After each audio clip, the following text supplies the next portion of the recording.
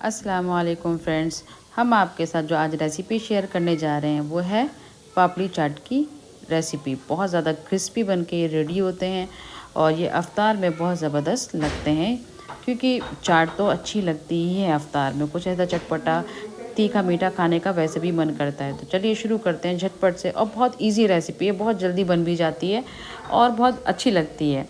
तो चलिए शुरू करते हैं, बताते हैं कि उसको किस तरीके से बनाएं। पहले तो हम मैदा ले लेंगे, जिस हिसाब से आपको बनाना है, जितना आपको बनाना है, ज़्यादा बनाना है, कम बनाना है, उस हिसाब से आप अपनी क्वांटिटी रख लिएगा मैदे की। उसके बाद हम उसमें डाल देंगे थोड़ी सी अजवाइन क्रश करके, और थोड़ा सा नमक, और थोड़ा सा ऑयल जो है। आप इसकी ऑयल की जगह घी भी यूज़ कर सकते हैं वैसे, क्योंकि ऑयल जो है, ऑयल से बहुत ज़्यादा क्रिस्पी बनता है। फिर उसको इस तरीके से पूरा मिक्स कर लेंगे अच्छे से।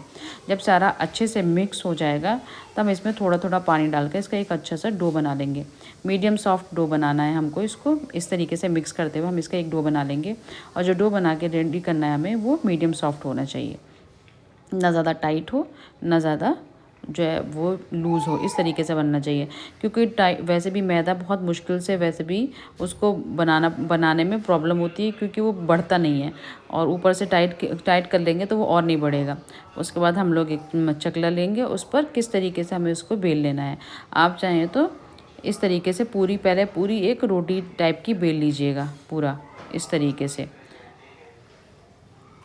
इस तरीके से चाहे आप बेल लीजिएगा पूरे।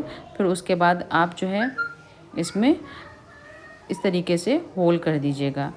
होल करने से क्या होता है कि ये फूलती नहीं है और बहुत ज़्यादा क्रिस्पी बनती हैं हमारी पापड़ी। इस तरीके से आप फोक की हेल्प से या किसी भी चीज़ की हेल्प से आप इसमें होल कर लीजिएगा। उसके बाद इस तरीके से आप एक ढक्कन लेकर इसको इस तरीके से पहले कट कर सकते हैं। साथ इस तरीके से आपने इसकी मोटाई भी देख ली होगी कि मैंने इसको कितना मोटा रखा है रोटी को।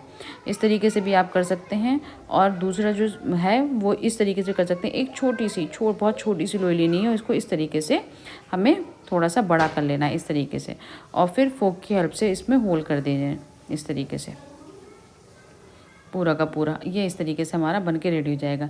जैसे आपको ठीक लगे आप उस तरीके से बना सकते हैं। इस तरीके से हमने सारी की सारी बना के रेडी कर ली है। यहाँ पर हमारा ऑयल भी गर्म हो चुका है। ऑयल जो है वो ज़्यादा तेज़ गर्म ना हो, मीडियम हॉट हो, और उसमें हम लोग इसको इस तरीके से सारी की सारी फ्राई कर लेंगे अच्छे से क्रिस्पी होने तक। और जब तक इसका कलर खूब अच्छे से थोड़ा सा डार्क गोल्डन ब्राउन ना हो जाए, जब तक हम इसको इस तरीके से अलटते पलटते हुए हम लोग इसको फ्राई कर लेंगे, जब तक कि इसका एक खूबसूरत सा कलर ना आ जाए। ये देखिए इस तरीके से, क्योंकि इसमें अपनी भी हीट होती है और थोड़ी देर बाद ये और ज़्यादा कलर डार्क करता है। तो इस तरीके से हमारी ये सारी की सारी बन के रेडी हो जाएंगी। उसके बाद हम लोग इसको कैसे इसको प्रिपेयर करना है, चलिए वो शुरू करते हैं। इस तरीके से हम सारा का सारा लगा लेंगे ये पूरे में। ये देखिए ये कितनी अच्छी है, कितनी ज़्यादा क्रिस्पी है कि यूँ ही टूट रही है। इस तरीके से हम पूरे में इसको लगा लेंगे।